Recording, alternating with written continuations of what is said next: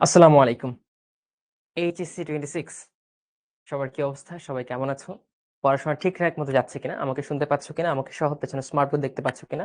কমেন্টে জানিয়ে দাও। আর শুরুতেই বলে নিই আজকের গাইডলাইন সেশনটা কি নিয়ে কথা বলবো আমরা?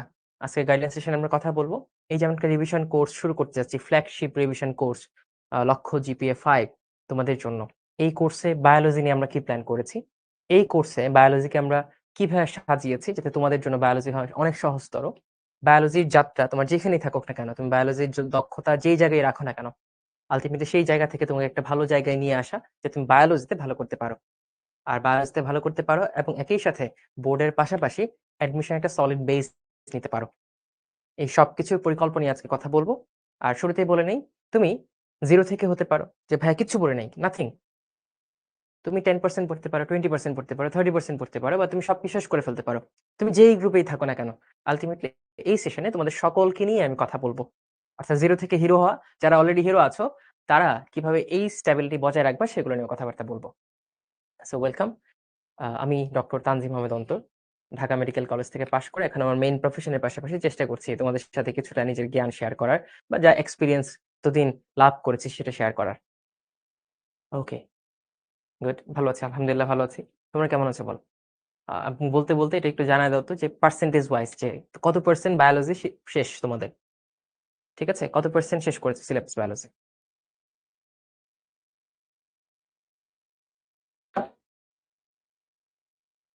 কনফিডেন্স হারায় ফেলছে। কোনো সমস্যা নাই। কি করব ভাইয়া? কথা বলবো। আচ্ছা, দেখো কনফিডেন্স জিনিসটা হচ্ছে কাইন্ড অফ একটা সাইকোলজিক্যাল জিনিস। তুমি ভাববা আই এম কনফিডেন্ট, পরের দিন বলো আই এম কনফিডেন্ট, ঘুম থেকে উঠে আই এম কনফিডেন্ট, ঘুমাতে যাওয়ার আগে আই এম কনফিডেন্ট। এটা যতবার বলবা, you will feed your brain that you are confident. তখন ব্রেইন ওইভাবে প্রসেস করা শিখবে। বুঝছো? সো তুমি যে কনফিডেন্ট না, এইটা কোনোভাবেই প্রকাশ করবা না বাহিরে। নিজেও বলবা না, নিজের কাছেও বলবা না। খালি বলবা আমি কনফিডেন্ট। খালি বলবা আমি কনফিডেন্ট, আমি পারবো। আমার কি করতে হবে যে স্ট্র্যাটেজি চেঞ্জ করতে হবে। আমি আগে পড়ি নাই তাই পারছি না। এখন পড়বো, এখন পারবো। এই জিনিসটা বারবার বলতে হবে। রিপিটিটিভলি তোমার পজিটিভ জিনিসগুলো তোমার মধ্যে নিয়ে আসতে হবে। পজিটিভ জিনিসগুলো ব্রেইনকে বুঝাইতে হবে। যখন পজিটিভ ভাববা, brain will work that way. তখন বলবে আচ্ছা ঠিক আছে ও পারবে। ওকে পারতে হবে। তাহলে আমি একটু ফাংশন ঠিকঠাক মতো করি। এটা আমার কথা না, সায়েন্সের কথা। Human brain can't process any negative thing unless you feed them with the negative thoughts. তুমি অলওয়েজ পজিটিভ ভাববা, তোমার ব্রেইনও পজিটিভ থাকবে। বুঝছো? প্রচুর টেনশনে আছি। Tension is good. বাট টেনশনটা যাতে খুব বেশি নার্ভাসনেস এ কনভার্ট না হয়, খুব বেশি ফ্রাস্ট্রেশন বা খুব বেশি ডিপ্রেশন এ যাতে কনভার্ট না হয় সেদিকে খেয়াল করবা। ঠিক আছে? টেনশন একটু থাকবে। তুমি যে ছাত্র, তোমার সামনে এইচএসসি পরীক্ষা। ঠিক আছে? এই নিয়ে টেনশন থাকা স্বাভাবিক না? থাকা স্বাভাবিক। আমারও ছিল, তোমারও এখন আছে। বাট এই টেনশনটাকে ভালোভাবে ইউটিলাইজ করতে হবে যে ঠিক আছে আমার সিলেবাস শেষ করতে হবে। আমার সামনে পরীক্ষা আছে। I am concerned about this. তাহলে আমি কি করব? এখন আমার স্ট্র্যাটেজি সাজাবো। একটু সুন্দর করে পড়াশোনা করার চেষ্টা করব। যেগুলো ভুল করেছি সেই ভুলগুলো এখন করব না। যে বাজে কাজে সময় নষ্ট করেছি সেই সময় নষ্টটা আর করব না এখন। So tension is good. যখন তুমি এটার উপর চিন্তা ভাবনা করে তোমার প্রসেস বা স্ট্র্যাটেজিটা সাজাবা। আর তোমার যদি এমন হয় ভাই টেনশনের কারণে আমি পড়ছি না, আবার টেনশন করছি কেন পড়ছি না? টেনশন পাইল আপ করতে ভাই ফ্রাস্ট্রেশন, ডিপ্রেশন আসতেছে। তাহলে বলব তুমি টেনশনই করিও না। তোমার একটাই কাজ থাকবে সকালে উঠে আজকে এই জিনিসগুলো আমি পড়বো, এগুলা পড়ে ফেলবো। পড়ার পর এটা মনে থাকবে নাকি থাকবে না, পরীক্ষা এটা আসবে নাকি আসবে না, আসলে আমার কি হবে না হবে এই জিনিসগুলো তুমি ভাববাই না। নাথিং। আমার পড়ালেখা উন্নতি না হয়ে শুধু অবনতি হচ্ছে। কি করব? আচ্ছা, কি করবা? যেহেতু অবনতি হচ্ছে, তার মানে তোমার প্রসেস হয়তো কোনো একটা গড়বড় আছে। তুমি তো বইটা পড়ছো, প্র্যাকটিস করছো না। তুমি হয়তো এমসিকিউ প্র্যাকটিস করছো, সিকিউ প্র্যাকটিস করছো না। তুমি তো বইটা পড়ে রেখে দিচ্ছ, তুমি তো রিভিশন দিচ্ছ না। তাই না? কোথাও না কোথাও একটা ভুল হয়তো হচ্ছে। যেটা তুমি হয়তো ঠান্ডা মাথায় ভাবলে আমাদের কথার সাথে মিলালে তুমি one by one point out করতে পারবা। সো আমি তোমাকে বলব এটা হতাশ হওয়ার কিছু নাই, ফ্রাস্ট্রেট হওয়ার কিছু নাই। তুমি বসো আজকে খাতা কলম নিয়ে। তুমি ভাবো কোন জিনিসগুলো তুমি করছো। আর ভাইয়ারা যে এতদিন কথা বলেছে, ভাইয়ারা কোন জিনিসগুলো এক্সট্রা করতে বলেছে। তোমার যদি মনে হয় যে এটা করছিলাম, এটা ভুল হচ্ছে, ওটা ক্রস দিয়ে দাও। যেটা আর করা যাবে না। বা এটা ভাইয়া বলেছিল করতে, but I am missing out. তখন তুমি ওই জিনিসটা আবার শুরু করো। এইভাবে যখন ইভালুয়েট করবা নিজের স্ট্র্যাটেজি, নিজের ল্যাকিংস, তখন দেখবা আস্তে, আস্তে তুমি ইমপ্রুভমেন্ট এর দিকে যাবা। বাট আমাদের কি হয় জানো? আমরা পড়াশোনা করি। কিন্তু কোথায় যাচ্ছি, কেন যাচ্ছি, কি পড়ছি, কতটা ইমপ্রুভড হচ্ছে, এই জিনিসগুলো নিয়ে এনালাইসিস করি না। যার ফলে এনালাইসিস হবে মনে হচ্ছে দৌড়াচ্ছি। দিন শেষে দেখি কোনো পথেই পাড়ি দিতে পারলাম না। শুধু দৌড়েই গেলাম। সো তোমার এভাবে সেলফ ইভালুয়েশন করতে হবে। বুঝছো? নিজেকে মূল্যায়ন করতে হবে। তুমি আজকে বসো, তোমার প্রবলেমগুলো লিখো। যে তোমার কোন, কোন জায়গায় ল্যাকিংস আছে তুমি লিখো। কালকে থেকে সেই ল্যাকিংস গুলো ফিল আপ করার চেষ্টা করো। ৭ দিন ১০ দিন পর তুমি অবশ্যই ইমপ্রুভমেন্ট দেখতে পাবা। ঠিক আছে?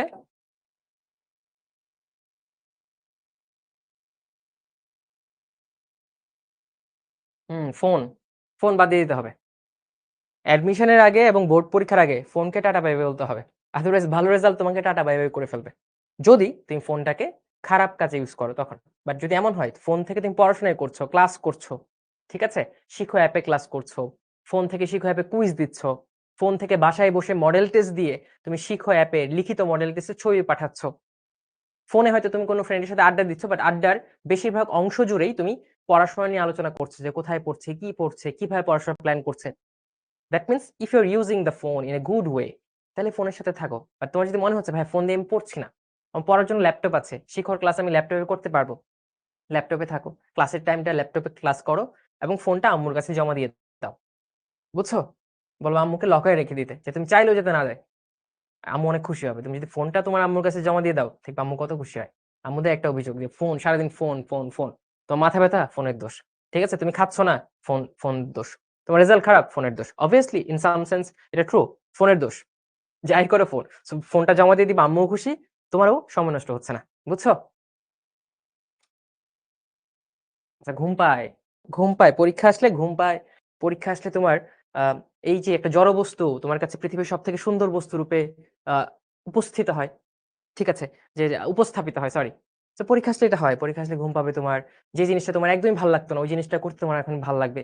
তোমার দেখবা জানালার পাশে তুমি তাকাইতে না। এখন তোমার জানালার পাশে ঘন্টার পর ঘন্টা আল্টিমেটলি কি তাকিয়ে থাকতে ইচ্ছে করবে। তারপর তোমার একটা হয়তো জড় বস্তু বা কলম, এই কলমটাকে তোমার এত সুন্দর মনে হবে যে তুমি ঘন্টার পর ঘন্টা এর প্রতি তাকায় থাকবা। একে নিয়ে ভাববা। বুঝছো?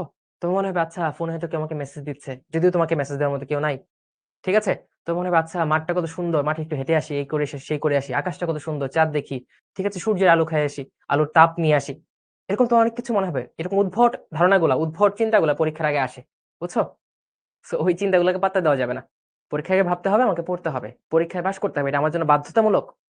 এইভাবে নিজেকে একদম জেলের মতো রাখতে হবে। ঠিক আছে? যে I am in a jail. এই জেল থেকে আমার বের হইতে হলে আমার কি করতে হবে?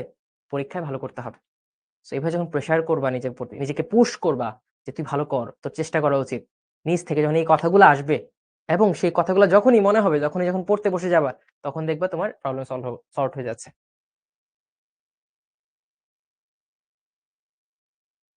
প্রি টেস্ট শুরু হয়েছে। আমি ক্লাস কিভাবে করব? ওকে, দ্যাটস আ ভ্যালিড পয়েন্ট। এক্ষেত্রে তোমার তো কিছু করার নেই। তোমার যেহেতু প্রি টেস্ট শুরু হয়েছে, তো যাদের প্রি টেস্ট চলবে ওরা ক্লাসগুলা কি করবে? চলো একটু দেখে নেই। সবাই একটু দেখো। তোমাদের কমেন্ট আমি জানি, হ্যাঁ? তোমাদের প্রবলেম গুলো আমি জানি। তোমরা এখন আমার কথা শোনো। কমেন্ট করা বন্ধ করে দাও। মনোযোগ সহকারে ভাইয়ের কথাগুলো শোনো। একদম ক্লাস শুরু হবে কখন? এটা গাইডলাইন ক্লাস শুরু হয়ে গেছে অলরেডি। আমি অলরেডি ১০ মিনিট যাবত বকবক করতেছি। ভাই শেষ করছি বাট কিছুই পারি না। কোন সমস্যা নেই। আমি তোমাদের প্রবলেম বুঝছি। এখন আমি সলিউশন নিয়ে কথাবার্তা বলি। ঠিক আছে? আমি এই যে অ্যাপে কমেন্ট অফ করে দিচ্ছি।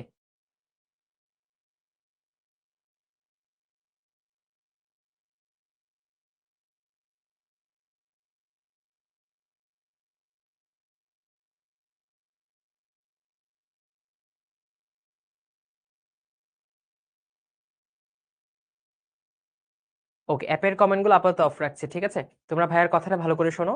তারপর দেখবে তোমাদের অনেক প্রশ্ন উত্তর তোমরা পেয়ে গেছো। ওকে। সো যাদের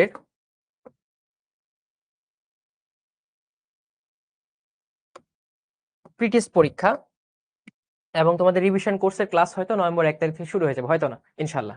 সো তখন কি করবা? সো আমি তোমার জায়গা থেকে কি করতাম? আমি কিভাবে ভাবতাম? সেই জিনিসগুলো তোমাদের বলছি। তোমরা সেভাবে ভাবার চেষ্টা করো।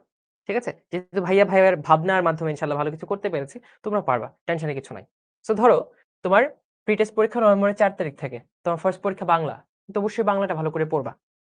তো প্রথম thing, the first thing you have to do, প্রি-টেস্টকে সিরিয়াসলি নাও। প্রি-টেস্টকে সিরিয়াসলি নাও। যে এটাতে ভালো করতে হবে।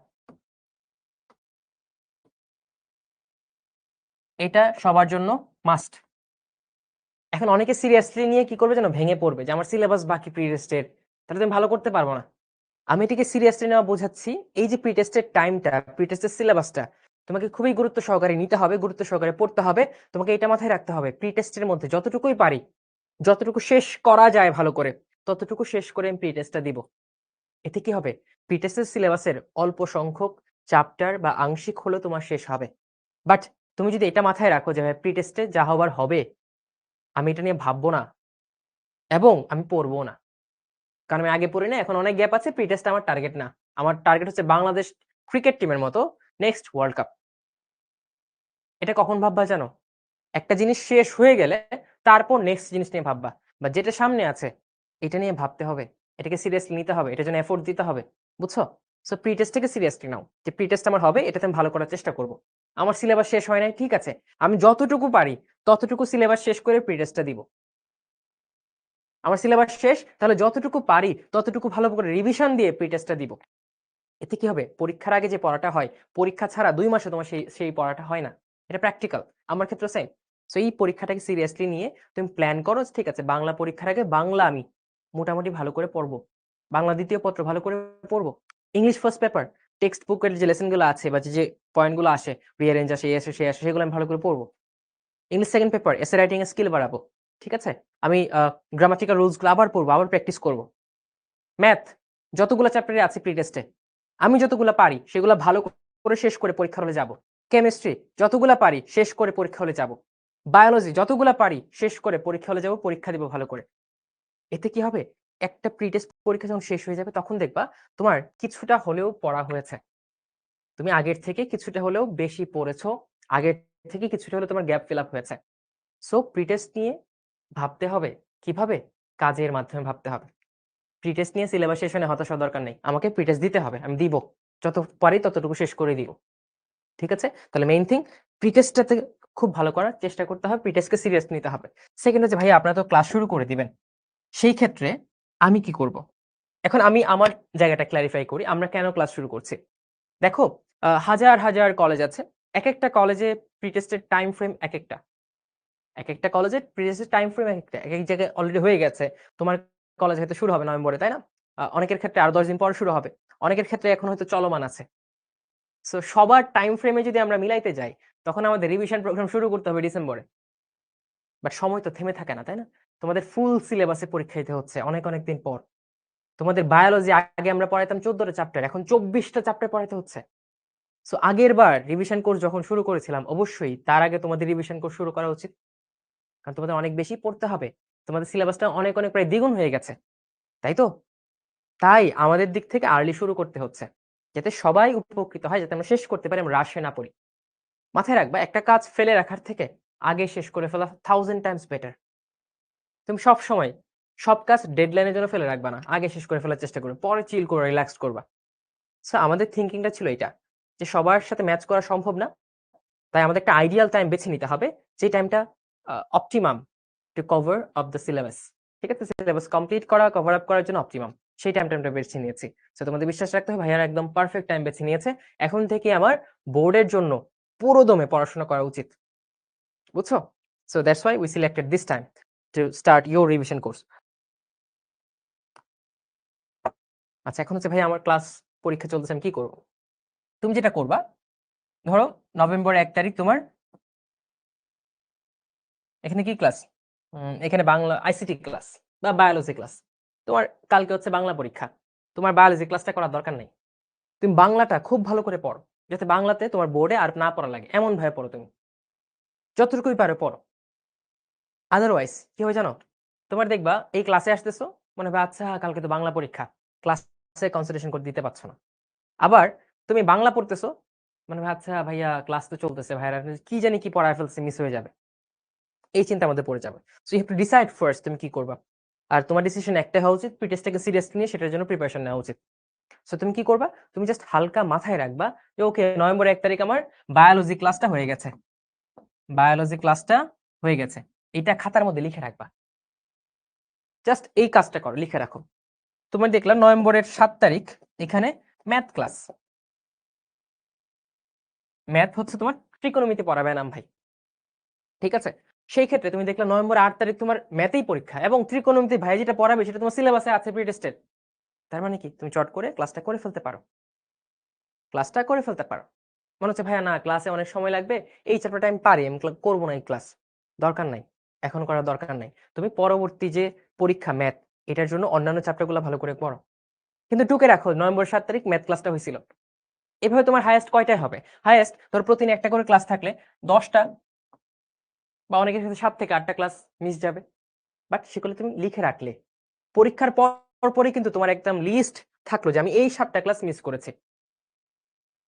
পরীক্ষার পরের প্রথম কাজ রেগুলার ক্লাসের পাশাপাশি, যেমন তোমার পরীক্ষা ছিল নভেম্বরের 14 তারিখ, তুমি নভেম্বরের 15 তারিখ কি করলা? পড়াশোনায় আবারও কি এই রুটিন ওয়াইজ ফিরলা, তোমার শিক্ষক রুটিন ওয়াইজ। তুমি ফিরে নভেম্বরের 15 তারিখ দেখলা যে আবার তানজিম ভাইয়ের বায়োলজি ক্লাস, যেটা রেগুলার ওই দিনের ক্লাস। তখন তুমি কি করবে? ঠিক আছে, আমি নভেম্বরের 15 থেকে এই ক্লাসগুলো তো রেগুলার করবই, পাশাপাশি এই যে লিস্ট করে রেখেছি কিছু ক্লাস গ্যাপ পড়ে গেছে আমার, নভেম্বরের 15-তে আমি গ্যাপ পড়ে যাওয়া G1 মানে বায়োলজি আরেকটা ক্লাস ভাই পড়াইছে, ওটা গ্যাপ পড়ে গেছে, সেই ক্লাসটা আমি করে ফেলবো। এখন দেখো, ধরো এই ক্লাসটা আমি 4 ঘন্টা পড়াইছি, কিন্তু তোমার হাতে তো এই টেকনোলজিটা আছে, তুমি 2x স্পিডে সেই ক্লাসটা 2 ঘন্টায় করে ফেলতে পারবা, বা 1.5x স্পিডে তুমি সেই ক্লাসটা আগে করে ফেলতে পারবা, যদি তোমার কাছে স্লো মনে হয়, তাই না? সো এইভাবে কিন্তু তুমি তখন রেগুলার পড়াশোনার পাশাপাশি একটা একটা করে গ্যাপ ধরে ধরে, যেটা তোমার খুঁজে লাগতেছে না, অলরেডি লিস্টেড আছে তোমার কাছে, সেটা করে ফেলবা। আলটিমেটলি নেক্সট দেখবা ডিসেম্বরের 1 তারিখের মধ্যে তোমার আলটিমেটলি কোনো গ্যাপ পড়া ক্লাস নাই, এবং যেহেতু রেগুলার ক্লাস করছো, আলটিমেটলি তোমার নতুন করে গ্যাপ তৈরিও হবে না। সো ভাইয়া, যাদের প্রি-টেস্ট পরীক্ষা চলছে, তারা কি এখন বুঝতে পেরেছো যে কিভাবে তুমি প্ল্যানটা করবা? অযথা ডিপ্রেসড, অযথা মানে কাইন্ড অফ কিং কর্তব্য বিমূঢ় একটা আছে না, যে কি করতে পারে কিছু বুঝতে পারতেছে না, বাংলা আছে কিং কর্তব্য বিমূঢ়, এরকম ফিল করা যাবে না। অলওয়েজ প্ল্যান করতে হবে। তোমাকে এটা মাথায় রাখতে হবে, তোমার প্রবলেম থেকে তোমার সলিউশন করার ক্ষমতা আল্লাহ তাআলা তোমাকে বেশি দিয়েছেন। এটা তো ভাববে, প্রবলেমের দিকে ফোকাস না করে সলিউশন কি করা যায় সেই দিকে যখন ফোকাস করবে, তখন তোমার ক্যাপাসিটি বাড়বে, তখন তোমার থিংকিং আরো ক্লিয়ার হবে, ক্ল্যারিটি পাবে তোমার থট গুলা, তোমার কনফিডেন্ট ফিল করবা নিজেকে, কনফিডেন্স লেভেল অনেক বেড়ে যাবে, তখন আস্তে আস্তে সবকিছু ইজি মনে হবে। ঠিক আছে? সো আজকে থেকে একটা শপথ নাও যে ভাইয়া আমরা আর কোনোদিন প্রবলেমের দিকে বেশি ফোকাস করবো না, rather then will focus on the solution of the problem. যে কোনো প্রবলেম একটা সলিউশন আছে, এবং সেই সলিউশন করার তোমার সক্ষমতা আছে।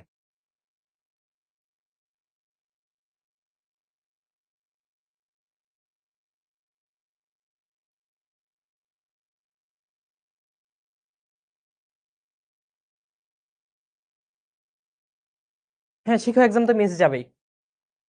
ভাই, এই তোমরা হাইজেনবার্গের অনিশ্চয়তা নীতি পড়ছো? তুমি মানুষ, তুমি তো এলিয়েন না। তুমি একটা নির্দিষ্ট টাইমে একটাই করতে পারবা, আরেকটা করতে পারবা না, তাই তো? সো যেটা করছো সেটা ভালো করে করো, যেটা বাদ পড়ে যাচ্ছে সেটা পরবর্তীতে আবার রিভিশন করবা। So এখন তোমরা এমন একটা ভাব করো যে ভাই আমি টেস্ট পরীক্ষা দিতে চাই, এটাও দিতে চাই, পরে কোনোটাই দাও না। তুমি দিতে পারলে ইউর ওয়েলকাম, আর যখন you have to choose one, সেক্ষেত্রে I would have chosen this thing, pre টেস্টটাকে প্রায়োরিটি দিয়ে ভালো করে পড়া। কারণ আলটিমেটলি শিখর পরে আরো ক্লাস হবে, আরো পরীক্ষা হবে, সবগুলা চ্যাপ্টার পড়ানোর পর তোমার মডেল টেস্ট হবে 2 ধাপে 3 ধাপে, সো অনেক অনেক পরীক্ষা দিতে পারবা। বাট প্রি টেস্টও তো একটা পরীক্ষা, ইম্পর্টেন্ট পরীক্ষা, এটা তোমাকে দিতে হবে, এটা ফেস করতে হবে, বুঝছো?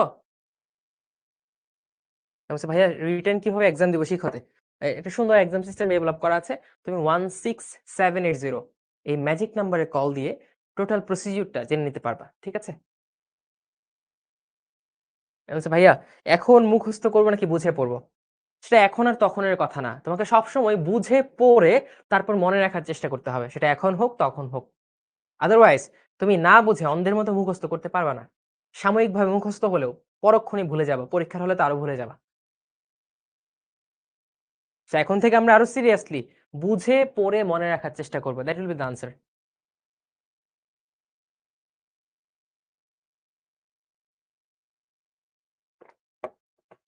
ওকে, তাহলে যারা প্রিটেস্ট নিয়ে প্রবলেম ছিল তারা কি, ওকে অনেকের প্রিটেস্ট শেষ, সিএম এর প্রিটেস্ট শেষ, গুড। ভাই মনে থাকে না যে, এটা আমারও মনে থাকে না, বুঝছো? আমিও কালকে ওই যে কি পড়াচ্ছিলাম যেন এক ক্লাসে হঠাৎ করে একটা জিনিস ভুলে গেছি, এটা সবসময় মনে থাকে, হঠাৎ করে আমি ভুলে গেছি। বাট কি আর করার, হিউম্যান ব্রেন, ভুলে যাবো, এটাই স্বাভাবিক, অনেক কিছু চিন্তা করতে হয়, অনেক কিছু পড়তে হয়, নিজের পড়া, তোমাদের পড়া, কত কিছু। সো আমি এটা অ্যাকসেপ্ট করে নিয়েছি, আমি হতাশ করি নাই যে ঠিক আছে আমি এত বছর যাবত পড়াচ্ছি, 10 বছর যাবত নিজে পড়েছি আর 2 বছর, কেন ভুলে গেলাম, আমি এটা কখনো বলি নাই। আমি হিউম্যান বিইং, আমি ভুলে যাবো, that's a normal thing. But যেটা আল্লাহ আমাকে ক্ষমতা দিয়েছে, এই যে ভুলে যাওয়া জিনিসগুলোকে খুঁজে বের করে আবার রিভিশন করার ক্ষমতা আমার দিয়েছে আল্লাহ। তাই না? আমি সেই ক্ষমতার ব্যবহার করেছি। আমি আবার সেই জিনিসটা দেখে ফেললাম। দেখে আমার আবার মনে চলে আসছে। এখন আমি ভুলি না সেটা। হয়তো আরো কয়েকদিন পর আবার ভুলে যাবো, আবার দেখব। So it's a continuous process. তুমি কোন জিনিস যদি মনে রাখতে চাও, লং টার্ম মেমোরিতে রাখতে চাও, অবশ্যই তোমার কি করতে হবে? কন্টিনিউয়াস রিভিশন এর মধ্যে থাকতে হবে। আদারওয়াইজ তুমি ভুলে যাবা। ক্লিয়ার? চ্যাপ্টার ওয়াইজ এক্সাম, হ্যাঁ। তোমার আল্টিমেটলি কি হবে? তুমি যে ডেইলি টেস্ট দিবা না, ডেইলি এক্সাম গুলো থাকবে, সেগুলো হবে আগের দিন যা পড়াইছে সেগুলোর উপর। আগের দিন যা পড়িয়েছে সেগুলোর উপর।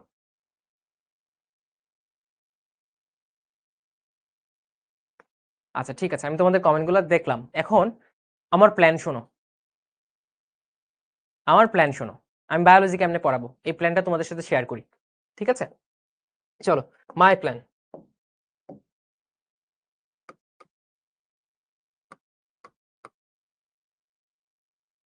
ঠিক আছে? কি প্ল্যান আমার?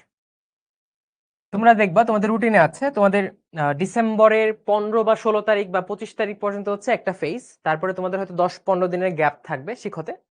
তারপর নেক্সট ফেজ শুরু হবে। কারণ ডিসেম্বরের লাস্টের দিকে বা জানুয়ারির প্রথম দিকে সবার টেস্ট এক্সাম থাকবে। সো টেস্ট এক্সামের জন্য আমরা একটা গ্যাপ দিব। সেটা 15 দিন হতে পারে মিনিমাম। ঠিক আছে? সো তাহলে আমরা যদি ভাগ করি, টেস্ট এক্সামের সময় গ্যাপটার আগের একটা পর্ব, পরের একটা পর্ব, তাই তো? আচ্ছা, টোটাল আমি বায়োলজি ক্লাস নিব 28 টা। তোমাদের এই কোর্সে বায়োলজি ক্লাস মনে হয় 28 টি থাকবে, আমি যতদূর জানি। কয়টা থাকবে? 28 টা বায়োলজি ক্লাস। চ্যাপ্টার কয়টা? 24 টা। মানে এক চ্যাপ্টারে 2টা করে ক্লাস থাকতে পারে।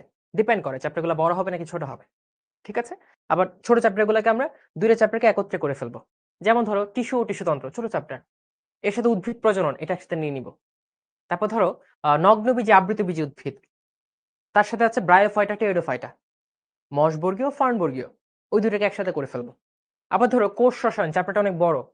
আমরা এই চ্যাপ্টারটাকে 2 ভাগে ভাগ করে পড়াবো। রক্ত, চ্যাপ্টারটা বড়। আমরা 2 ভাগে ভাগ করে পড়াবো। প্রাণীর বিভিন্নতা শ্রেণীবিন্যাস, চ্যাপ্টারটা বড়।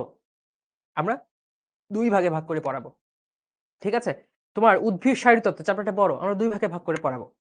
সো যখন যেই চ্যাপ্টারের জন্য যেভাবে অ্যাপ্রোচ নেওয়া দরকার আমরা সেইভাবে নিব। এইজন্য 28 টা ক্লাস নিচ্ছি। So that's a huge number. 28 টা ক্লাস কিন্তু আনবিলিভেবল, অনেকগুলা ক্লাস। ঠিক আছে? এই 28 টা ক্লাসের মধ্যে তোমার এই যে টেস্টের আগে, ধরো এটা তোমার টেস্ট।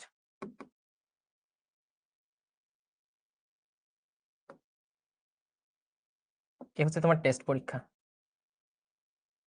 এর আগে হবে 14 টা ক্লাস, 14 ক্লাস, সরি 12 টা ক্লাস। আর এর পরে হবে 16 টা ক্লাস। বুঝছো? আমি এভাবে প্ল্যান করেছি। আমার প্ল্যানটা শোনো, তারপর দেখো। এই 12 টা ক্লাসে আমরা এমন ভাবে পড়াবো, যেইভাবে পড়াইলে তোমার টেস্ট পরীক্ষায় ভালো করতে পারবা এবং টেস্ট পরীক্ষায় ম্যাক্সিমাম কমন পড়বে। এবং আমি আমাকে অবজারভেশন বলে রাখি, আমার কেন জানি মনে হচ্ছে এবার তোমাদের শর্ট সিলেবাসে যে চ্যাপ্টারগুলো ছিল না আগে 25 ব্যাচে, যেমন ধরো বোটানির ক্ষেত্রে কোষ রসায়ন, তারপর হচ্ছে তোমার চ্যাপ্টার 5 শৈবাল ছত্রাক, তারপর হচ্ছে তোমার চ্যাপ্টার ওইখানে কি আছে 1 2 3, ওকে 4 5 6 নট দ্যাট ইম্পর্টেন্ট, 7 অলরেডি ছিল, 8 ছিল, 9 ছিল, 10 লেস ইম্পর্টেন্ট, 11 ছিল। সো বোটানির ক্ষেত্রে কোষ রসায়ন থেকে চ্যাপ্টার 3 থেকে এবার অনেক প্রশ্ন হবে। শৈবাল ছত্রাক থেকে ইনশাল্লাহ প্রশ্ন হবে। সো এই দুইটা ইম্পর্টেন্ট চ্যাপ্টার। আবার ধরো জুলজির ক্ষেত্রে যদি তাকাই, শর্ট সিলেবাসের বাইরে যেগুলো ছিল, কিডনি অর্থাৎ বর্জ্য ও নিষ্কাশন ছিল, তারপর মানবদেহের প্রতিরক্ষা ছিল, তারপর হচ্ছে তোমার আর কি ছিল, সমন্বয় নিয়ন্ত্রণ ছিল, মানবদেহের প্রজনন ছিল বা মানব জীবনের ধারাবাহিকতা ছিল। এই যে প্রথম 3টা বললাম, সমন্বয়, কিডনি আর হচ্ছে প্রতিরক্ষা, এই জিনিসটা খুবই ইম্পর্টেন্ট, ইম্যান্সলি ইম্পর্টেন্ট। এগুলো থেকে এবার প্রশ্ন বেশি থাকবে। ঠিক আছে? আবার শর্ট সিলেবাসে ছিল, এখন তোমাদেরও আছে, এর মধ্যে কয়েকটা চ্যাপ্টার আছে যেগুলো সবসময় ইম্পর্টেন্ট, সিলেবাস যাই থাকুক না কেন সবসময় ইম্পর্টেন্ট, যেমন চ্যাপ্টার 1 অলওয়েজ ইম্পর্টেন্ট, 2 পেপারেরই। তারপর হচ্ছে চ্যাপ্টার 4 ব্লাড, এটা ইম্পর্টেন্ট অলওয়েজ। পরিপাক always important. Genetics always important. ঠিক আছে? সো এইভাবে আমরা একটা সেট করেছি। সেটের মধ্যে আমরা ক্রাইটেরিয়া দিয়েছি যে এই চ্যাপ্টারটা ইম্পর্টেন্ট হইতে হবে। এই চ্যাপ্টারটা ম্যাক্সিমাম টেস্ট পরীক্ষায় আসার মতো সম্ভাব্য এবং এই চ্যাপ্টার পড়লে তার বোর্ডের সিকিউ কমন পড়বে। এই 3টা ক্রাইটেরিয়া ফিল আপ করে যারা, সেই চ্যাপ্টারগুলোকে আমরা পড়াবো টেস্ট পরীক্ষার আগে। আর তোমাদের অনেকের কলেজে, ম্যাক্সিমাম কলেজে টেস্ট পরীক্ষা হবে শুধু সেকেন্ড পেপারের উপর। কিছু কিছু কলেজ থাকে যে সেকেন্ড পেপার ফার্স্ট পেপার দুইটাই থাকবে, তাই না? সো 12টা ক্লাসে তো আর সব শেষ করে ফেলা যাবে না। আমরা হয়তো শেষ করে দিতে পারবো, বাট এটা আইডিয়াল না। সো আমি কি ভেবেছি, আমি তোমাদের টেস্ট পরীক্ষার আগে এই 12টা ক্লাসে কোন কোন চ্যাপ্টারগুলো পড়াবো দেখো। আমি বোটানির মধ্যে থেকে চুজ করেছি কোষ রসায়ন, যেখান থেকে তুমি বাজি ধরতে পারো, ইনশাল্লাহ প্রশ্ন আসবেই। তারপর টিস্যু ও টিস্যুতন্ত্র, এটা সবসময় ইম্পর্টেন্ট, এখান থেকে প্রশ্ন আসে। আর এর সাথে অবজেক্টিভের জন্য ইম্পর্টেন্ট মোটামুটি একটা less important chapter, but objective আসতে পারে, যেটা আগে ছিল না তোমাদের শর্ট সিলেবাসে, উদ্ভিদ প্রজনন। বুঝছো? এই 3টে চ্যাপ্টার পড়াবো বোটানিতে। আর জুলজিতে পড়াবো প্রথম অধ্যায়, অলওয়েজ ইম্পর্টেন্ট, প্রাণীর বিভিন্নতা শ্রেণীবিন্যাস, তাই না? এটা অলওয়েজ ইম্পর্টেন্ট, সবার আসবে।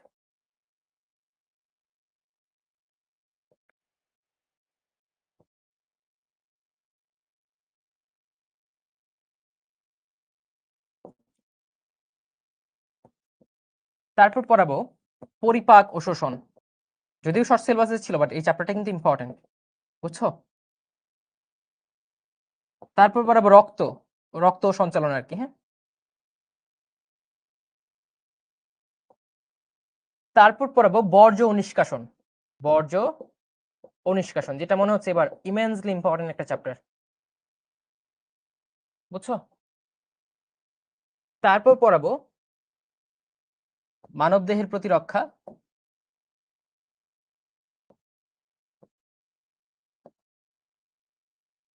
আর হচ্ছে সমন্বয় নিয়ন্ত্রণ, অর্থাৎ অধ্যায় 9, সমন্বয় ও নিয়ন্ত্রণ, এই চ্যাপ্টারগুলা। এবং এই চ্যাপ্টারগুলা যে কলেজেরই হয় না কেন, যে বোর্ডেরই হয় না কেন, এই চ্যাপ্টারগুলো খুব ইম্পর্টেন্ট। সো বিফোর টেস্ট, মানে তোমাদের টেস্ট ব্রেক আমরা যখন দিব, ওই ব্রেকের আগেই 12টা ক্লাস হবে। এর মধ্যে কোষ রসায়নে থাকবে 2টা ক্লাস, টিস্যু ও উদ্ভিদ প্রজনন ওরা মিলে হবে একটা ক্লাস, তাহলে 3টা। এখানে প্রাণীর বিভিন্নতা শ্রেণীবিন্যাস এর ক্লাস হবে 2টা, পরিপাক শোষণ ক্লাস 1টা, রক্ত সঞ্চালন ক্লাস হবে 2টা, বর্জ্য ও নিষ্কাশন ক্লাস হবে 1টা, মানবদেহের প্রতিরক্ষা ক্লাস 1টা, সমন্বয় নিয়ন্ত্রণ বড় চ্যাপ্টার ক্লাস 2টা। ঠিক আছে, তাহলে এখন কাউন্ট করো, 3টা, 5, 6, 8, 9, 12, এই 12টা হবে টেস্টের আগে। এখন ভাই আপনি যে 2টা ক্লাস নিবেন, কোষ রসায়ন ক্লাসগুলো কি হবে? এখন দেখো, এটাতে আমি একটা ইফেক্টিভ ওয়ে বের করছি যে ক্লাসগুলো কেমন হওয়া উচিত। এই যে কোষ রসায়নের 2টা ক্লাস যে আছে, এই 2টা ক্লাসের মধ্যে একটা ক্লাসে শুধু আমরা এমসিকিউ সলভ করব, এমসিকিউ প্লাস এমসিকিউ এর জন্য পারার জন্য যে কনসেপ্টগুলো দরকার, শুধু এমসিকিউ আর এমসিকিউ এর জন্য কনসেপ্ট একটা ক্লাসে। তাহলে চিন্তা করো, একটা ক্লাসে কত কত এমসিকিউ তোমাকে কনসেপ্ট সহ পড়ানো যাবে, সব এমসিকিউ পড়া দেবে ইনশাআল্লাহ। আরেকটা ক্লাস হবে সিকিউ প্লাস এই সিকিউ পারার জন্য যে কনসেপ্টগুলো দরকার, একদম সিকিউ লিখে লিখে কিভাবে লিখতে হবে, কিভাবে কি আঁকতে হবে, সবকিছু পড়ি ইনশাআল্লাহ, বুঝছো? সেম প্রাণী বিভিন্নতা শ্রেণীবিন্যাস 2টা ক্লাস, একটা এমসিকিউ এর জন্য একটা সিকিউ এর জন্য, রক্ত সঞ্চালন একটা এমসিকিউ একটা সিকিউ এর জন্য, ঠিক আছে? বর্জ্য ও নিষ্কাশন সেম, যেহেতু একটা ক্লাসে এমসিকিউ সিকিউ পড়াবো, যেহেতু চ্যাপ্টারটা ছোট। সমন্বয় নিয়ন্ত্রণ বড় চ্যাপ্টার, একটা সিকিউ একটা এমসিকিউ। তো যেখানে একাধিক চ্যাপ্টার পাবা, মানে যেগুলো বড় চ্যাপ্টার এবং একাধিক ক্লাস দিয়েছে, সেখানে এমসিকিউ প্লাস কনসেপ্ট, সিকিউ এবং সিকিউ পারার জন্য কনসেপ্ট আলাদা আলাদা করেছি, যাতে ইনাফ সংখ্যক এমসিকিউ সিকিউ আমরা প্র্যাকটিস করতে পারি, যাতে ক্লাসে কনসেপ্ট সব ভালো করে প্র্যাকটিস করে শিখতে শিখতে নিজে যখন প্র্যাকটিস করব তখন এগুলো ইজি মনে হয়, এবং ক্লাসের প্র্যাকটিস নিজের প্র্যাকটিসের পর যখন বোর্ড এক্সামে যাব তখন এগুলো মনে হবে মানে as simple as we like, যেগুলো দেখেই চিনে ফেলতে পারছি, দেখেই আনসার করতে পারছি। ক্লিয়ার? আচ্ছা, তারপর টেস্টের পর যে গ্যাপ পরে আনটিল তোমাদের মডেল টেস্ট, তোমাদের হয়তো মডেল টেস্ট শুরু হবে আমাদের কোচিং এ, আমাদের শিক্ষতে কত মেতে, তাই না? সো এই এপ্রিলের মধ্যে বাকি 16টা ক্লাস হবে, বাকি 16টা ক্লাসে বাকি যে চ্যাপ্টার গুলো আছে সেগুলো আমরা পড়াবো, ঠিক আছে? সো এইভাবে আমি প্ল্যান করেছি, আমার কাছে মনে হচ্ছে that is the best thing to do for you. এবং এভাবে পড়লে কেউ যদি ফলো করো ইনশাল্লাহ তার উপকার বই অপকার হবে না। বুঝছো? এখন আমাকে বলো যে ভাই এটা প্ল্যান করেছি। আমি বিশ্বাস করি যে তোমাদের সাথে কমিউনিকেট করা আমার উচিত যে এটা আমি তোমাদের জন্য প্ল্যান করেছি and I have thought this one is better for you. তো তোমরা এখন কি ভাবতেছো? তোমাদের কি মনে হচ্ছে এই প্ল্যানটা শুনে?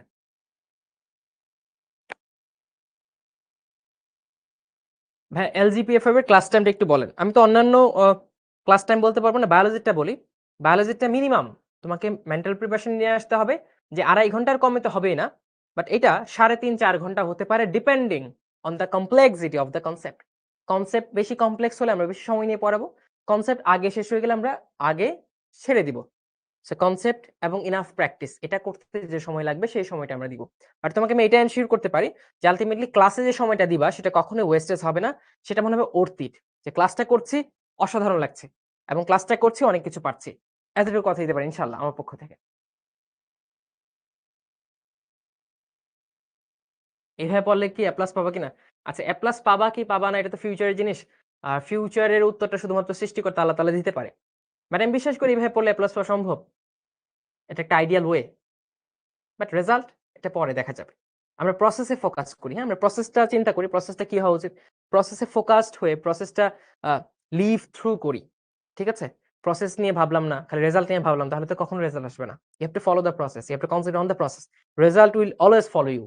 বুঝছো? রেজাল্ট তোমাকে ফলো করবে।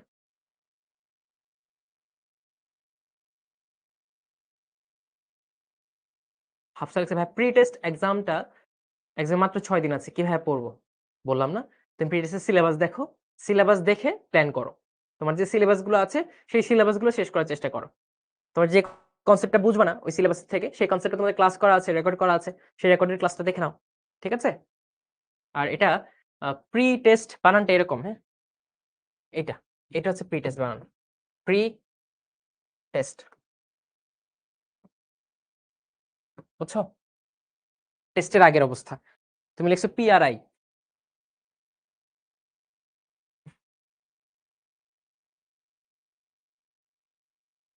ওকে, তাহলে আমি আমার প্ল্যান বললাম। তোমাদের মতামত তোমরা জানিয়েছো। প্ল্যানটা ভালো হয়েছে ইনশাআল্লাহ। তাহলে আমরা একসাথে ইনশাআল্লাহ একটা ভালো জায়গার দিকেই যাচ্ছি। প্রি মেডিকেল, হ্যাঁ, প্রি মেডিকেলের ক্লাস শুরু হবে নভেম্বরের প্রবাবলি 15 তারিখ বা 16 তারিখ থেকে শুরু করবো আমরা প্রি মেডিকেলের। আর প্রি মেডিকেল প্রোগ্রামে 36টা ক্লাস রাখছি আমরা, 36 ক্লাস। বায়োলজি অ্যারাউন্ড 14টা, কেমিস্ট্রি 8টা, ফিজিক্স 6টা, তারপর হচ্ছে তোমার জিকে আছে 3টা, ইংলিশ আছে 5টা। এই 36 ক্লাস প্রি মেডিকেল ফেজে হবে।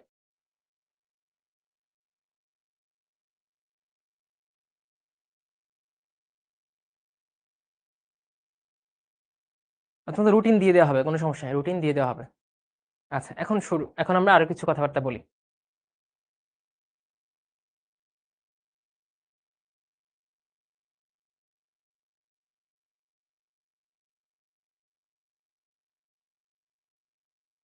হ্যাঁ, হ্যাঁ, ক্লাসের মধ্যে ব্রেক থাকবে। ক্লাসের মধ্যে যার যা ব্রেক লাগবে, নামাজের ব্রেক, একটা লম্বা সময় পর ক্লাসের পর একটা রিল্যাক্সিং ব্রেক, এগুলো থাকবে, সমস্যা নাই। এলজিপিএফআই বা প্রি মেডিকেল কিভাবে একসাথে করব? আমরা ধরো এলজিপিএফআই তো প্রতিদিন ক্লাস থাকবে, প্রি মেডিকেল সপ্তাহে তোমার 2টা ক্লাস থাকবে। সো পুরো সপ্তাহ জুড়ে যা পড়ছো সেটার বোর্ডের মতো করে তো পড়ছো এলজিপিএফআই প্রোগ্রামে, তার থেকে একটু ঘষা মাজা করে আমরা মেডিকেলের জন্য তোমাকে প্রস্তুত করব। কারণ পড়া তো একটাই, পড়া তো আর ডিফারেন্ট না যে তোমাকে অন্য একটা বই পড়াচ্ছে, আমি সেম বই পড়াবো বায়োলজি, রাইট? জাস্ট একটু অ্যাডজাস্টমেন্ট করে যে এগুলা মেডিকেলের জন্য ইম্পর্টেন্ট। ঠিক আছে? এটা প্র্যাকটিস করো বেশি। সো বোর্ডের জন্য পড়ছো, পাশাপাশি হালকা মেডিকেলের জন্য প্রিপারেশন নিচ্ছ। এটা সবাই করে, তুমি পারবে ইনশাল্লাহ।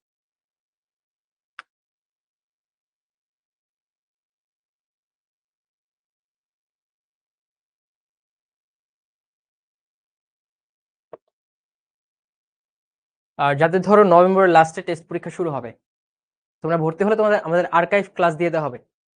কি বলে? গত বছর আর্কাইভ ক্লাসগুলো, সে আর্কাইভ ক্লাস দেখে নিবা। যদিও শর্ট সিলেবাস ছিল গত বছর, বাট স্টিল অনেক কিছু কমন পড়ে যাবে। ওই আর্কাইভ ক্লাসগুলো দেখে তোমার টেস্ট পরীক্ষা মোটামুটি পার করবা। তারপর আমরা এই ক্লাসগুলো তো করবো, রাইট?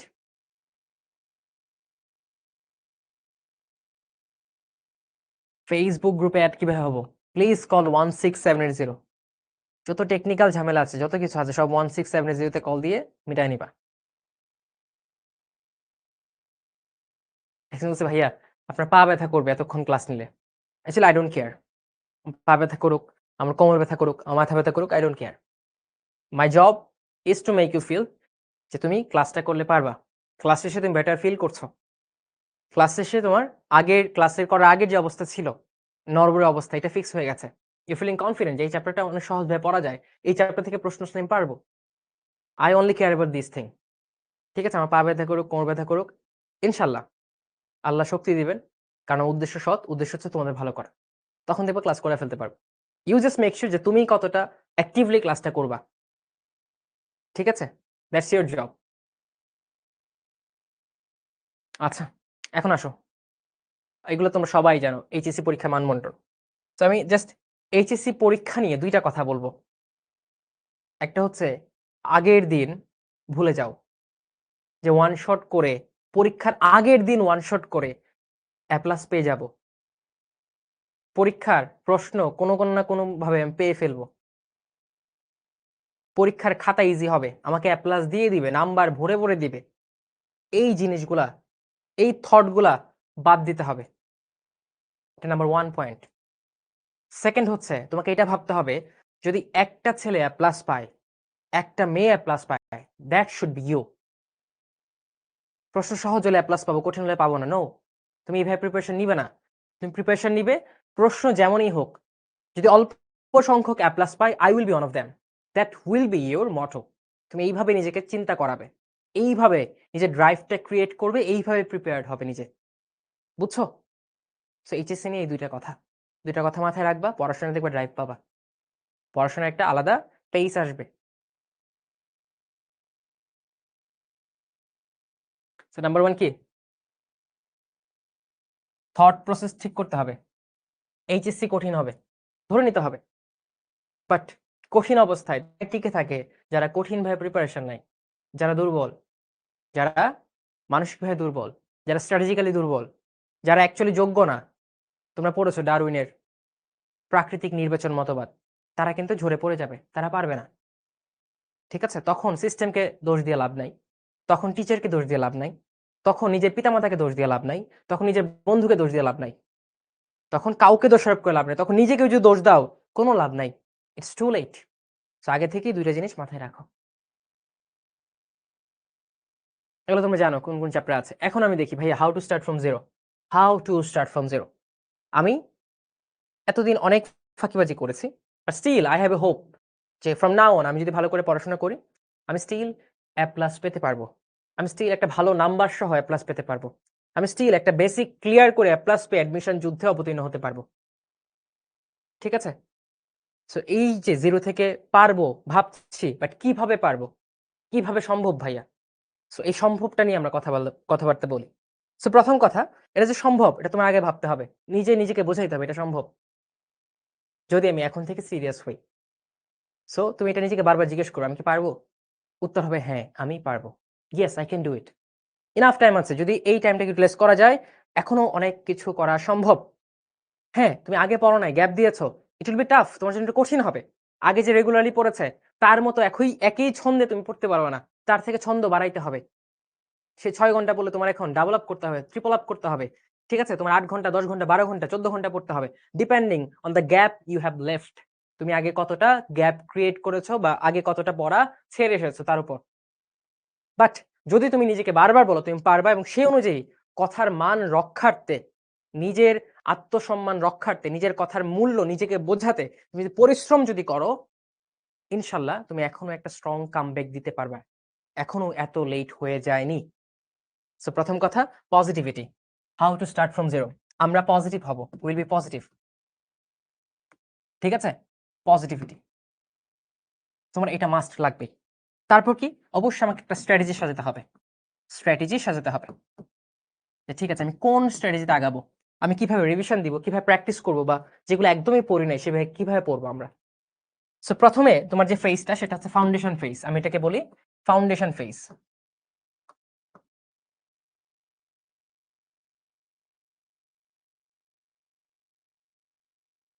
বুঝছো? এই ফাউন্ডেশন ফেজে তুমি কি করবা? তোমার যে চ্যাপ্টারগুলো একদম পড়া হয় নাই, যে চ্যাপ্টারগুলো একদম পড়া হয়নি, সেই চ্যাপ্টারগুলো পড়ার চেষ্টা করবা। এখন কথা হচ্ছে ভাইয়া একটা চ্যাপ্টারের 11টা 12টা ক্লাস একাডেমিকে ছিল। আমার কাছে এখন এত সময় নাই যে আমি 11টা 12টা ক্লাস করব। সো তোমাকে কি করতে হবে? একটু স্ট্র্যাটেজিক হতে হবে। তুমি যখন একটা চ্যাপ্টার নিবা, তোমার ১ম কাজ হবে এই চ্যাপ্টারের বোর্ডের কোয়েশ্চেনগুলো দেখা। ঠিক আছে, এই চ্যাপ্টার থেকে বোর্ডে কি প্রশ্ন আসে দেখি। সো বোর্ডের প্রশ্নগুলো যখন দেখবা, তখন তোমার কিছু টপিক শর্ট লিস্টেড হয়ে যাবে। যে ওকে, এই টপিকগুলো বারবার আসে। তাহলে যেহেতু এই চ্যাপ্টার আমি আগে পড়িনি, তো আমার মেইন কাজ হচ্ছে এই টপিকগুলোর কনসেপ্ট আগে ক্লিয়ার করা। আমি এমসিকিউ দেখলাম এই টপিকগুলো বারবার আসে। তাহলে প্রথম কাজ এমসিকিউ এর জন্য ইম্পর্টেন্ট এই টপিকগুলা আগে কনসেপচুয়ালি ক্লিয়ারড হয়ে পড়াশোনা করা। তারপর অন্য এক্সট্রা কিছু। ঠিক আছে? তাহলে ওই চ্যাপ্টারের ওই টপিকের ক্লাসগুলো তুমি করবা। বইটা পড়বা। অথবা তুমি ওয়ান শট ক্লাস করতে পারো, যেটা আমরা এখন করাবো। এটা পরীক্ষার আগের রাতের ওয়ান শট না। এটা রিভিশনের ওয়ান শট। ঠিক আছে? সো এই ক্লাসটা করে ঠিক আছে, আমি একটা ক্লাস চ্যাপ্টারের উপর একটা ক্লাস বা ২টা ক্লাস করলাম। ক্লাসটা করে এই চ্যাপ্টারটা মোটামুটি আমার একবার হলেও ভালো করে পড়া হয়েছে। তারপর চলে যাও প্র্যাকটিসে। সো ফাউন্ডেশন ফেজে তোমার মেইন কাজ হচ্ছে সিলেবাস শেষ করা। কি করা? সিলেবাস শেষ করা।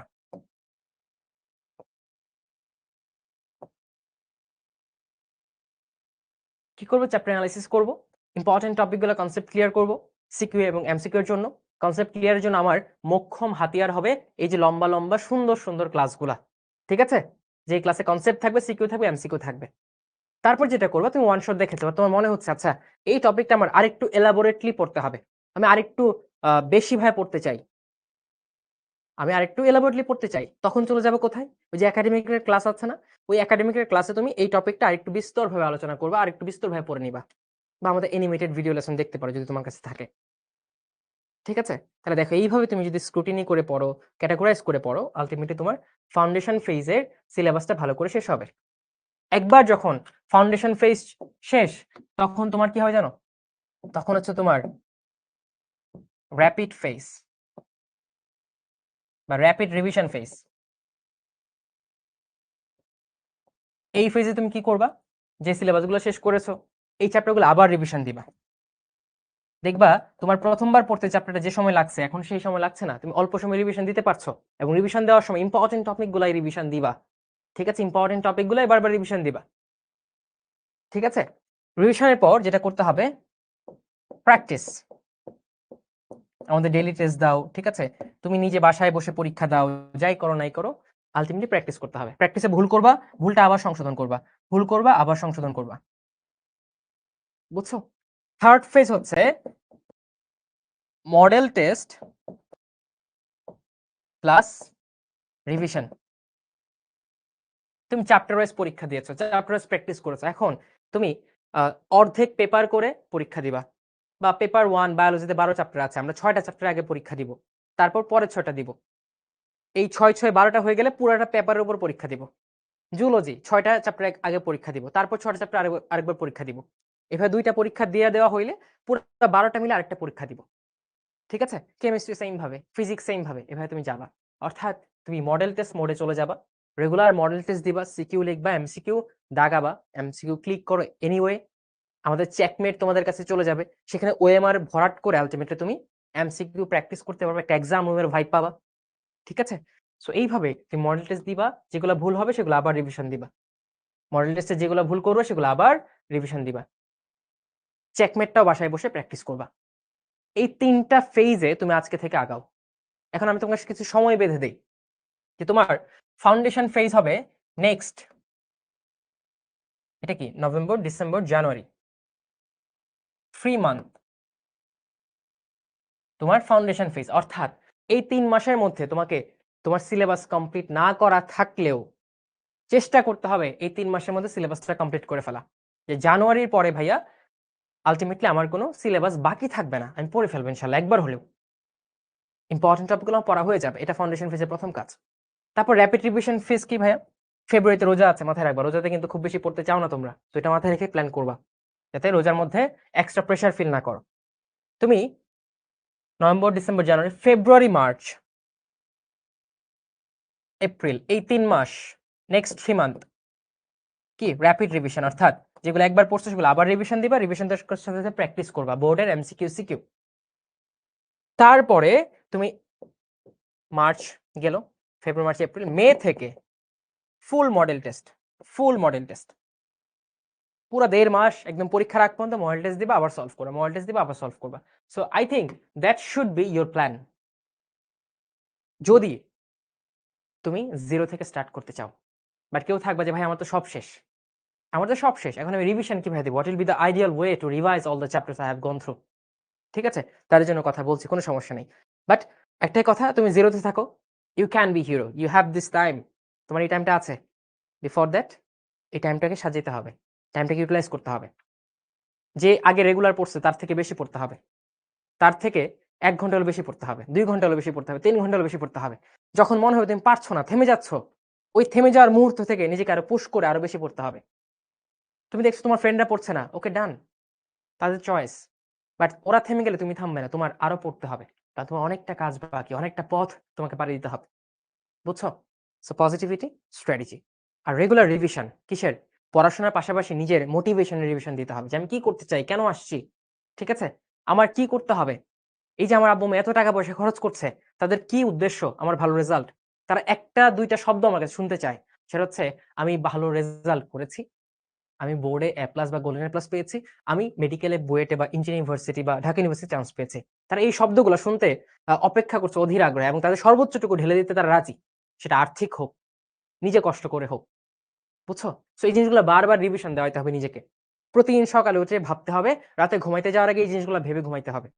তাহলে দেখবা তোমার টোটাল দিনটা একটা রুটিনের মধ্যে থাকছে। তুমি সবসময় একটা ডিসিপ্লিন থাকার চেষ্টা করছো। আবার এগুলা ভেবে খুব বেশি প্রেশার দিয়ে ডিপ্রেশনে চলে যাও না। এগুলো ভাববা কি এটা আমার করতে হবে এইভাবে। কিভাবে করব? স্ট্র্যাটেজি। না করতে পারলে কি হবে? ওই না করতে পারলে কি হবে এটা আমরা ভাববোই না। আমাদের সময় আছে করে দেখানোর, আমরা করে দেখানো নিয়ে ভাববো, প্রসেসটা নিয়ে ভাববো। ক্লিয়ার? সো যারা 0 তে আছো তারা এখন আমার সাথে একটা ওথ বা শপথ নাও। বুঝতে পারছো? ক্লিয়ার? কি শপথ নিতে রাজি? যে ভাইয়া I am brave enough to take the challenge or take the oath. নাকি এখনো ভয় পাচ্ছ? এখনো বলতেছো পারবো না, পারবো না? বলো। নাকি রাজি? তাহলে সেই শপথটা নাও। সেটা কি? সেটা হচ্ছে তুমি নিজেকে বলো যে আমি এইচএসসি 26 এর একজন পরীক্ষার্থী। আমার এখন ভয় পেলে চলবে না। আমার হতে হবে আত্মবিশ্বাসী। আমার এখন অলস হলে চলবে না। আমার হতে হবে পরিশ্রমী। আমাকে করে দেখাতে হবে, আমাকে পড়ে পাস করতে হবে এবং ভালো মার্ক সহ এ প্লাস সহ। কারণ আমার কাঁধে আমার বাবা-মায়ের হাসির, খুশির দায়িত্ব। এই জিনিসটা নিজেকে বলো, পারলে খাতায় লিখে রাখো। ঠিক আছে? প্রতিদিন এটা দেখবে এবং এটা দেখে নিজের প্ল্যান সাজাবে, নিজের মোটিভেশনকে সবসময় হাই রাখবে এবং নিজেকে ডিসিপ্লিন রাখবে। তুমি চেষ্টা করে দেখো, তুমি অবশ্যই পারবে। বুঝছো? কারণ তোমাকে পারতেই হবে। তুমি এই কথাগুলো ফলো করো। ৩ মাস পর দেখবা তুমি তোমাকে চিনতে পারছো না যে আমি এত ডিসিপ্লিন হয়ে গেছি। আমি কোথায় ছিলাম? কত গ্যাপ ছিল? অন্ধকারে নিমজ্জিত ছিলাম। এখন তো একটা আলোর দিশা পাচ্ছি। অনেকটা কনফিডেন্ট ফিল করছি। অনেক কিছু শেষ। ইনশাআল্লাহ পারব। বাট বিফোর দ্যাট তোমাকে এই হার্ডলস টা পার করতে হবে। এই সময়টা নিজেকে দিতে হবে। ধৈর্য সহকারে পরিশ্রম করতে হবে। একদিনে রাতারাতি কিচ্ছু হবে না। তোমার মনে হবে একদিন পড়ছি, পরের দিনই ভুলে গেছি। ওকে, পরের দিন আবার রিভিশন দাও। পরের দিন আবার ভুলে যাচ্ছ, আবার রিভিশন দাও। বারবার হোঁচট খাবা, বারবার উঠে দাঁড়াইতে হবে এবং পড়তে হবে। বুঝছো? এই শপথ, এই ওথ লিখে রাখো নিজের জন্য, নিজে মানবা। আর তোমার যে বন্ধুটা, তোমার সবচেয়ে ভালো বন্ধু, তার সাথে সবকিছু শেয়ার করো, তার সাথে শেয়ার করবা। যাতে সেও মোটিভেটেড থাকে। কারণ একসাথে ভালো করার মজাই আলাদা। আদারওয়াইজ একজন ভালো করেছে, একজন খারাপ করেছো, দেখবা বন্ধুত্ব আগের মতো নাই। কেন জানি একটা ডিসট্যান্স ক্রিয়েট হয়ে যাচ্ছে। যে খারাপ করবে সে দূরে, দূরে তোমাকে এড়িয়ে চলছে। আর যে ভালো করবে সে ভুলবশত হোক, অহংকারবশত হোক তোমাকে এড়িয়ে চলছে, যেটা কখনোই করা উচিত না। আর যখন একসাথে একটা ভালো জায়গায় পৌঁছাবা, তখন দেখবা আলাদা একটা ভালো লাগা কাজ করছে। এটা এখন বোঝা টাফ। বাট আমরা জীবনের অনেক, অনেক বছর পার করে এসেছি, অনেক কিছু দেখে এসেছি। এই এক্সপেরিয়েন্স থেকে বলছি। বন্ধুরা একসাথে একটা ভালো জায়গায় পৌঁছাতে পারলে বা নিজ, নিজ জায়গায় পৌঁছাতে পারলে অনেক ভালো লাগে।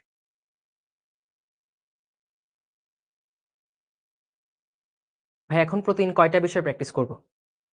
এটা টাফ, বুঝছো? It's very tough. তোমাকে ফিক্স করে দাও কয়টা বিষয় প্র্যাকটিস করবা। আমার কথা হচ্ছে তুমি যখন যে চ্যাপ্টারটা পড়বা, সেই চ্যাপ্টারটা শেষ করার চেষ্টা করবা। এবং ওই চ্যাপ্টারটা শেষ করার জন্য কি টাইম বেঁধে দিবা। আমরা কি করি জানো? টাইম বেঁধে দিই না। একদম পড়তেই থাকি, পড়তেই থাকি, পড়তেই থাকি। ঠিক আছে? একদম কি বলা যায়? গণহারে পড়া দেই। সো একটা চ্যাপ্টার ২ দিন লাগায় পড়ি। বাট নো, তোমার একটা চ্যাপ্টার পড়ার আগে টাইম ফ্রেম বেঁধে দিতে হবে যে এই চ্যাপ্টারটা আমি ৪ ঘন্টা পড়বো, ২ ঘন্টা প্র্যাকটিস করব। ওই টাইম ফ্রেম বেঁধে না দিলে দেখবে চ্যাপ্টার শেষ হচ্ছে না। সময় চলে যাচ্ছে। সো প্রতিদিন সকালে উঠে যে আমি এই চ্যাপ্টারটা পড়বো, আজকে শিখতে এই ক্লাসটা আছে। কালকে এটার পরীক্ষা। টাইম ফ্রেম কতটুকু? এতটুকু। এটা পড়েছি। আবার ৭ দিনের মাঝখানে এটা আবার রিভিশন দিতে হবে। আগামী ফ্রাইডে আমি রিভিশন দিব।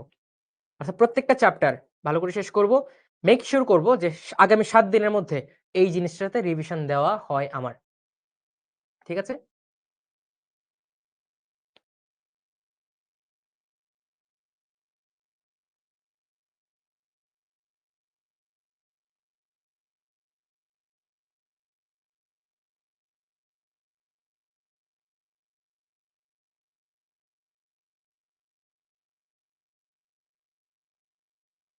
ওকে। সাফিয়া জাহান জুই বলছে, "ভাই আমার প্রশ্নের উত্তর দিন প্লিজ।" তো প্রশ্নটা কি দেখি তো? প্রশ্নটা কি তোমার? ওকে, জি ভাই ইনশাআল্লাহ। জুই প্রশ্নটা আবার করো।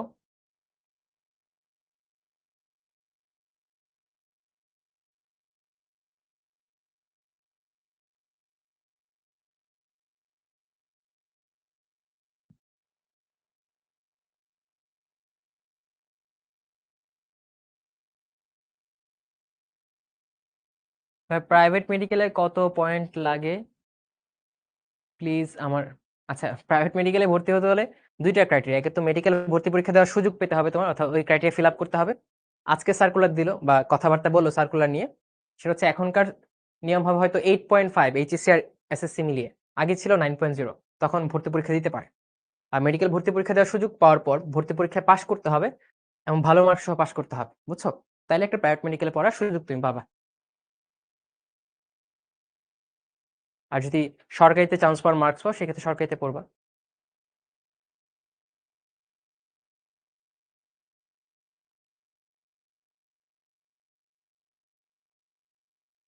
আচ্ছা, সো এখন তোমাদের একটা কাজ দেই। যে অবস্থায় থাকো না কেন, এই ক্লাসের আগে যে ভয়ে থাকো না কেন, আল্টিমেটলি এখন একটা কথা লিখবা পজিটিভ, যে আমি ইনশাল্লাহ পারবো, আমি করে দেখাবো, এই শপথ করছি আজকে থেকে। একটু আগে যে কথাগুলা বললাম শপথের, এই শপথটা আমি নিচ্ছি। আমি পারবো। সব টেনশন ভুলে যাও, সবকিছু ভুলে দাও, সব প্রশ্ন ভুলে যাও। জাস্ট এই কমেন্টটা বারবার করো, নিজে টাইপ করে লিখো এবং যখন লিখবে তখন জোরে জোরে বলবা যে আমি পারবো। খালি মনে হয় না, জোরে জোরে বলো। বলার পর একটা ডিপ ব্রেথ নিয়ে বিসমিল্লাহ বলে পড়াশোনা শুরু করো, দেখবা ভালো লাগছে। এটা বলো। তোমরা নিজেকে অ্যাপ্রিশিয়েট করো না, নিজের ক্ষমতা বুঝতে চাও না, সক্ষমতা বুঝতে পারো।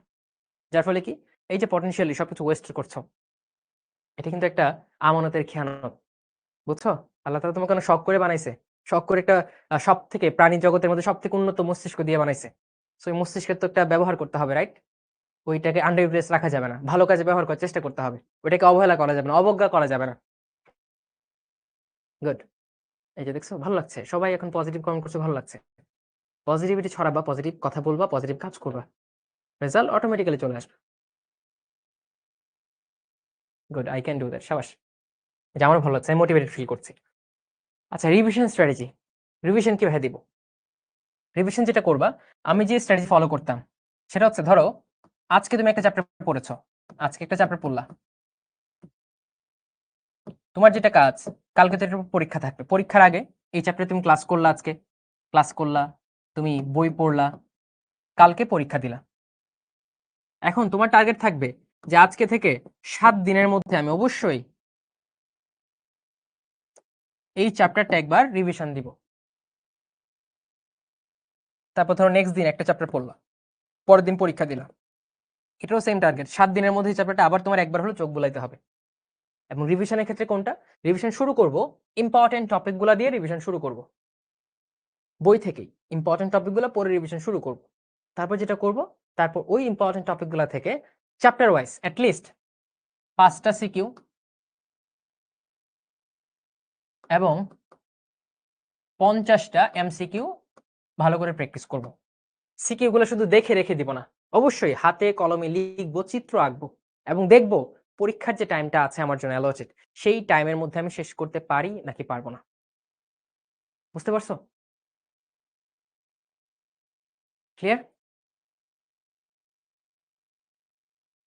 এটা হচ্ছে রিভিশন স্ট্র্যাটেজি। আর কমপ্লিকেটেড করার কিছু নাই, সিম্পল। বারবার পড়া, বারবার রিভিশন দেওয়া। ভুলে যাবা, ভুল করবা, বারবার পড়া। এটাই রিভিশন স্ট্র্যাটেজি।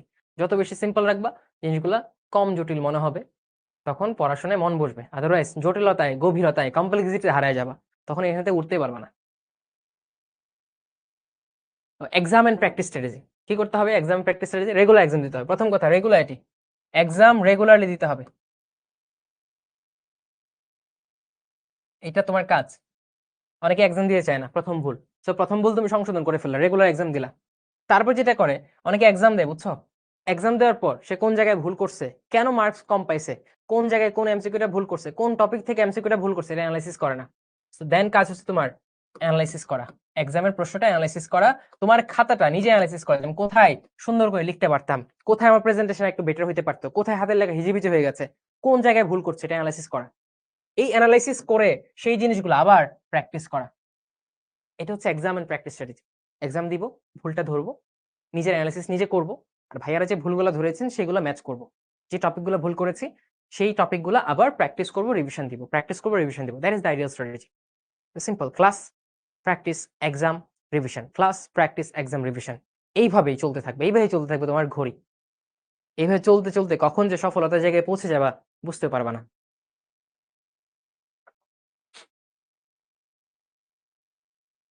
আচ্ছা, এগুলা কমন কথা, কমন মিস্টেক্স কি?